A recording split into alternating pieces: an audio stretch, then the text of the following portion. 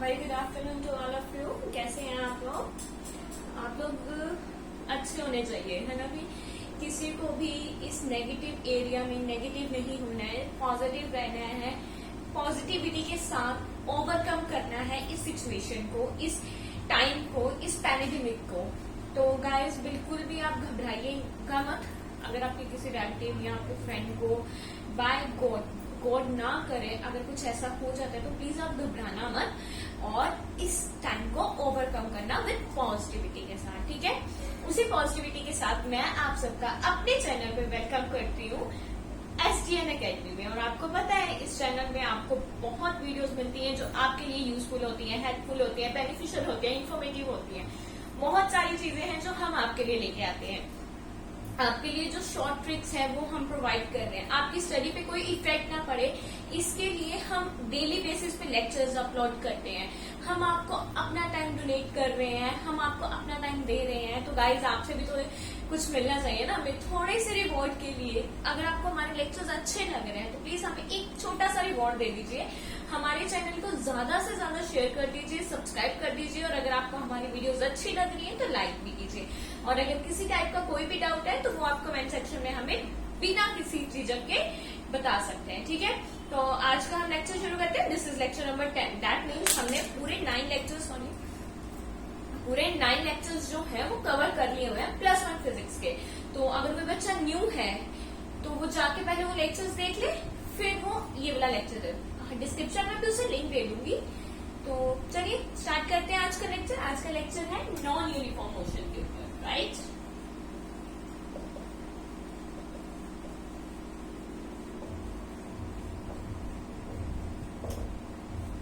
अब मुझे बताइए ये नॉन यूनिफॉर्म मोशन होता क्या है? ये नॉन यूनिफॉर्म मोशन का ऑपोजिट डेफिनेटली यूनिफॉर्म मोशन में हमने क्या पढ़ा है? यूनिफॉर्म मोशन में हमने पढ़ा है कि अगर कोई कार 10 सेकंड में 5 मीटर कवर कर रही है, 5 ज्यादा हो गया, 2 मीटर कवर कर रही है, तो अगले 10 सेकंड में भी वो 2 ही मीटर कवर करेगी। मतलब जितना इंस्टेंट ऑफ हम टाइम देखेंगे आपके ऑब्जेक्ट को, उतने इंस्टेंट ऑफ टाइम पे same distance, same velocity, same acceleration, ये सब लेके चलना है। दैट वाज यूनिफॉर्म मोशन, ठीक है? तो नॉन यूनिफॉर्म क्या होगा? जहां पे आपका variable distance, variable acceleration, variable velocity, अलग अलग तरह की चीजें होती है। वेरिएबल वेलोसिटी का मतलब समझिए क्या है? वेरिएबल डिस्टेंस, वेरिएबल का मतलब क्या है? वेरिएबल का मतलब क्या है? Change. What do you mean by variable? Change. जो उसकी वैल्यू चेंज हो सकती है वो होता है हमारा वेरिएबल। दैट मीन्स कि अगर किसी इंस्टेंट ऑफ टाइम पे, मान लीजिए पहले 10 सेकंड पे, फर्स्ट 10 सेकंड में आपकी गाड़ी मूव कर रही है, 5 मीटर पर सेकंड की स्पीड से, तो अगले 10 सेकंड में मान लो वो कर रही है 3 मीटर पर सेकंड की स्पीड में, तो ये क्या आ गया उसमें? Change, variable. ये क्या आ गया उसमें? वेरिएबल। उसकी वेलोसिटी में चेंज आ गया, उसकी स्पीड में चेंज आ गया। That was variable velocity. अगर यही इसकी एक्सेलरेशन की बात करें, अगर एक्सेलरेशन 5 मीटर पर सेकंड स्केल है तो यहाँ पर 3 मीटर पर सेकंड स्केल मान लो एक्सेलरेशन है, तो ये उसकी एक्सेलरेशन में चेंज आ गया। बल्कि होना क्या चाहिए था कि अगर पहले 10 सेकंड में उसने इतनी एक्सेलरेशन के साथ, इतनी वेलोसिटी के साथ मूव कर रहा है, तो अगले 10 सेकंड में भी उसे इतनी ही एक्सेलरेशन और इतनी ही वेलोसिटी के साथ मूव करना चाहिए था जितनी पहले कर रहा था। बट उसमें क्या हो गया? वो डिक्रीज हो गई, या फिर आप बोल सकते हो कि इंक्रीज हो सकती है। जब आपकी गाड़ी जीटी रोड पे या फिर बाहर हाईवेज पे चलती है तो वहां पे वो नॉन यूनिफॉर्म मोशन कवर करती है, क्योंकि आपको रुकना पड़ता है, ब्रेक लगानी पड़ती है, एक्सेलरेशन को कम करना पड़ता है, वेलोसिटी को कम करना पड़ता है। और हो सकता है कि आपने पहले 1 घंटे में, 1 आवर में आपने कवर कर लिया है 140 किलोमीटर, ठीक है? यू हैव कवर 140 किलोमीटर 1 घंटे में। तो अगले 1 घंटे में हो सकता है ट्रैफिक मिल जाए, तो आप सिर्फ 100 किलोमीटर ही कवर कर पाओ, ठीक है ना? तो ये भी क्या हो गया आपका? Variable distance. Variable distance cover किया आपने 1 घंटे में। समझ आ गया कि वेरिएबल का मतलब क्या है? वेरिएबल का मतलब समझ गए ना? इसी से अब नॉन यूनिफॉर्म मोशन की आपकी शुरुआत होगी। Variable velocity, non uniform motion. अब वेरिएबल वेलोसिटी के कुछ पॉइंट्स हैं। पहला पॉइंट नोट कर लीजिएगा। पहला पॉइंट है कि आपकी वेलोसिटी इंस्टेंट ये फॉलो करेगी ही करेगी। आपकी वेलोसिटी किसी पॉइंट पे, किसी डिस्टेंस पे सेम डिस्टेंस या सॉरी आपकी वेलोसिटी किसी सेम इंस्टेंट ऑफ टाइम में सेम वेलोसिटी के साथ मूव नहीं करनी चाहिए। आपके ऑब्जेक्ट को same velocity in the same instant of time में मूव नहीं करना। ये फर्स्ट पॉइंट हो गया।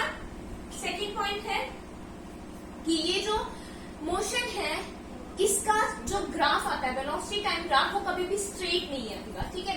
हो सकता है बट ये टाइम एक्सिस ऐसे ग्राफ आएगा ना कुछ, तो ये टाइम एक्सिस के पैरेलल नहीं होना चाहिए।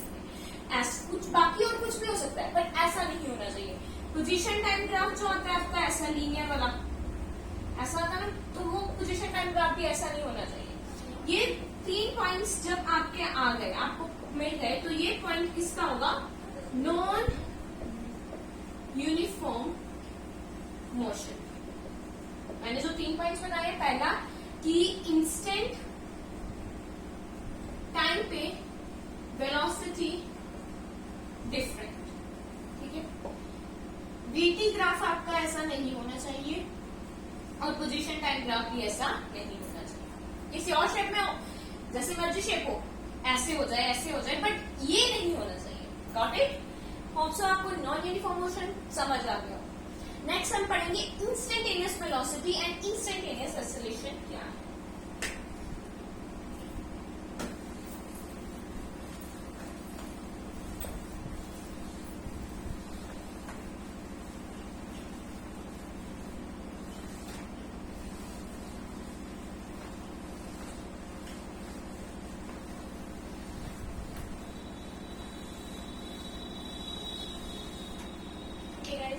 नेक्स्ट हम पढ़ रहे हैं व्हाट इज इंस्टेंटेनियस वेलोसिटी।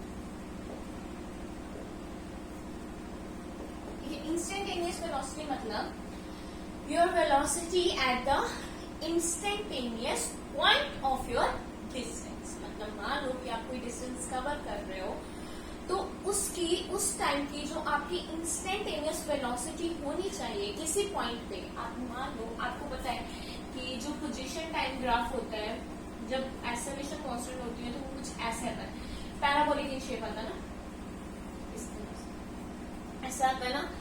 तो मान लो किसी आपने देखना है यहाँ पे ए पॉइंट पे आपका डिस्टेंस इतना, वेलोसिटी इतनी है, तो बी पॉइंट पे मान लो ये है, ठीक है। ये आपकी स्लोप बन गई ए टू बी। तो यहाँ पे आपको देखना है कि आपकी वेलोसिटी यहाँ पे कितनी है, यहाँ पे कितनी है, ठीक है। मान लो यहाँ पे डिस्टेंस x है, ठीक है, और कुछ पॉइंट पे यहाँ पे उसका डिस्टेंस कितना हो जाएगा, उसने डिस्टेंस कवर किया x प्लस डी एक्स। कुछ ये वाला x तो था, तो ये वाला डिस्टेंस कितना था, x प्लस डी एक्स हो गया। फिर यहाँ पे उसका टाइम t था, तो यहाँ पे कितना हो गया, t प्लस डेल्टा टी। यहाँ पे उसका टाइम t था ना, तो यहाँ पे कितना हो गया उसका, इधर हम t लेते t प्लस डेल्टा टी। तो आपका वेलोसिटी क्या है, velocity is change in position over change in time. तो वेलोसिटी की क्या है, वेलोसिटी आपकी चेंज इन पोजीशन, आपकी पोजीशन में कितना चेंज आया है, वो गई है x plus D x minus x. यही चेंज है ना आपका, कि उसके बीच में कितना चेंज आया। dx है स्मॉल चेंज को बता रहा है जो इसने कवर किया है, यहाँ से लेके यहाँ तक का डिस्टेंस ने कितना कवर कर लिया, डेल्टा एक्स, ठीक है। Small change x plus delta x minus x, और आपका टाइम कितना चेंज किया है, t plus delta T minus T, ठीक है। तो जब हम इंस्टेंटेनियस वेलोसिटी की बात करते हैं ना, तो हम अपनी वेलोसिटी को लिमिट कर देते हैं, हम अपने टाइम को लिमिट कर देते हैं बहुत स्मॉल। जब हमें इंस्टेंटेनियस वेलोसिटी देखनी होती है तो हम अपने टाइम को बहुत स्मॉल लिमिटिंग में बांध देते हैं, लिमिटेड में बांध देते हैं, ठीक है। यहाँ पे अगर मैं देखा जाए तो ये कट गया, आपके पास बचा क्या, सिर्फ delta X over delta T, यही बचा। मैंने क्या बोला कि जब हम इंस्टेंटेनियस वेलोसिटी की बात करते हैं हम अपने टाइम को लिमिट कर देते हैं, that means it will approaching to zero. तो हम वेलोसिटी लिख सकते हैं limited delta T approaches to zero, ये आ गया delta X over delta T. फिर गाइस क्या होता है, ये क्या है, ये चीज आपकी है डिफरेंशियल कोएफिशिएंट, डिफरेंशियल कोएफिशिएंट, ठीक है। डिफरेंशियल कोएफिशिएंट है। आप इसको रीड कैसे करोगे, आप इसको रीड करोगे that your position is changing with respect to the time. तो हम डिफरेंशियल कोएफिशिएंट को ऐसे भी तो रीड कर सकते हैं, v is equal to D X over dt। ये हो गई आपकी इंस्टेंटेनियस वेलोसिटी, ठीक है, समझ गए मेरी बात? v equals to dx over dt। ठीक है, अब यहीं से हम इंस्टेंटेनियस एक्सेलरेशन को भी डिफाइन करेंगे।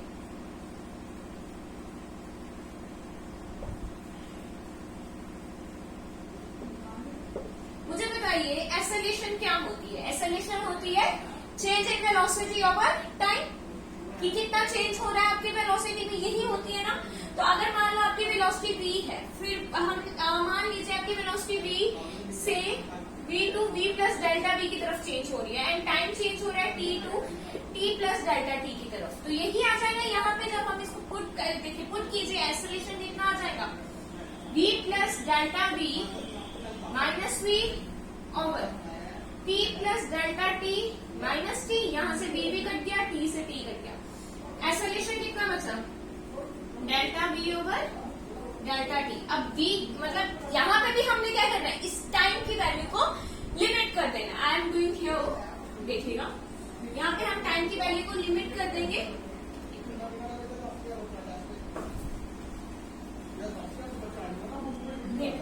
ठीक है, यहाँ पे हम टाइम की वैल्यू को लिमिट कर रहे हैं। a is equals to limiting delta t approaches to 0, तो ये बन गया delta v over delta t। अब मैं ये डिफरेंशियल कोएफिशिएंट आ गया, तो आपकी एक्सेलरेशन किसके इक्वल आ जाएगी, आपकी एक्सेलरेशन आ जाएगी dv ओवर dt के इक्वल।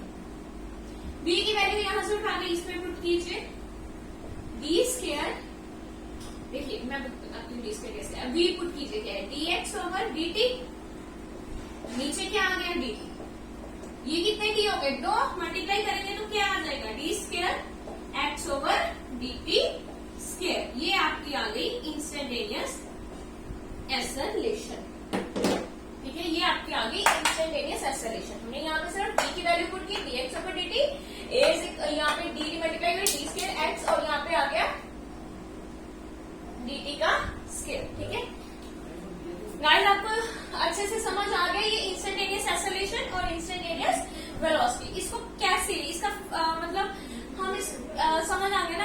अब हम इसको कैसे यूज करेंगे न्यूमेरिकल्स में, वो भी मैं आपको एक छोटा सा न्यूमेरिकल का क्वेश्चन करवा देती हूँ, ताकि आपको अच्छे से समझ आ गया। ठीक है, कि मैं अगर आपको नहीं समझ आया तो मुझे कमेंट में जरूर बताइएगा।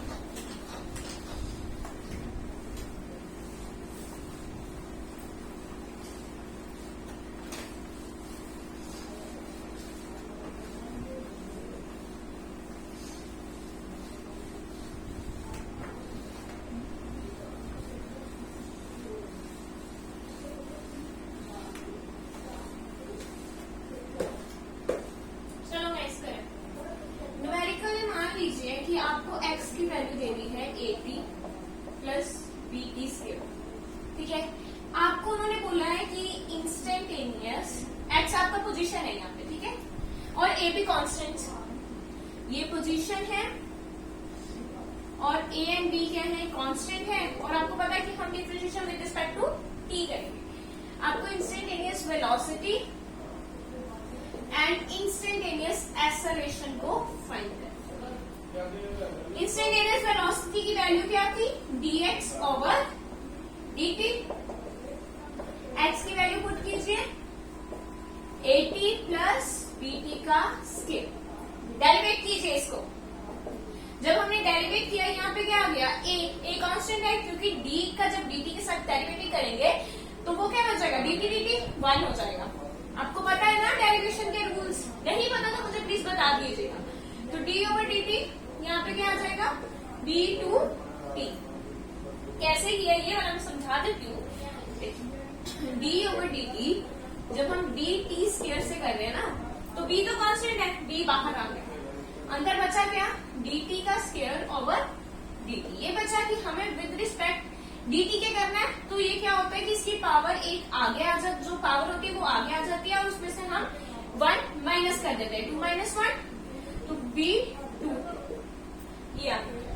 ठीक है, ये रूल है कि जब भी हमने रूल भी बता देती हूँ, d ओवर x है और x की पावर n है, तो रूल क्या है, nx n माइनस 1, ये याद रखो, nx n माइनस 1 याद रहता है। ये हो गया आपका, ये किसकी वैल्यू आ गई, v की। अब हमें एक्सेलरेशन निकालना है, that was equals to d square x over dt square. अब मुझे बताइए जो ये चीज थी ये हमने कहाँ से पुट की थी? बी की वैल्यू पुट की थी ना हमने। बताती हूँ कैसे। एसोलेशन क्या है? B square X over D T square, ये पढ़ा था। मैं इसको ऐसे भी तो लिख सकती हूँ ना, D over D T over D V over D T. I can write it like this, लिख सकती हूँ ना मैं। हाँ, तो b की वैल्यू क्या आई है आपकी? a plus B. हाँ, यही से निकाला था ना हमने ये।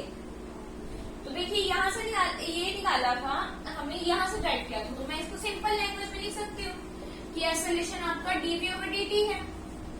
तो b की वैल्यू आपके पास है, पुट कर दीजिए इसमें। b की वैल्यू क्या है? a plus B to T. तो करिए डेरिवेटिव, a के साथ t है नहीं है ना, तो वो 0, खत्म। और ये वाला t तो वैसे ही खत्म, तो क्या बच गया? 2b। तो एसोलेशन की वैल्यू क्या आ गई? 2b। ये इंस्टेंटेनियस एसोलेशन की वैल्यू आ गई। ठीक है, समझ आ गया ये क्वेश्चन? होप सो आपको आज का लेक्चर अच्छे से समझ आ गया होगा। कुछ भी अगर आपको नहीं समझ आया तो गाइस प्लीज मुझे कमेंट में बता दीजिएगा, या आप मुझे जीमेल कर सकते हैं। हमारी जीमेल आपको डिस्क्रिप्शन में मिल जाएगी। और साथ ही साथ आपको अगली मतलब जो पिछले लेक्चर्स हैं एंड प्लेलिस्ट के भी वो मिल जाएंगे डिस्क्रिप्शन में लिंक। और guys stay safe, stay home. Good bye, take care, bye bye.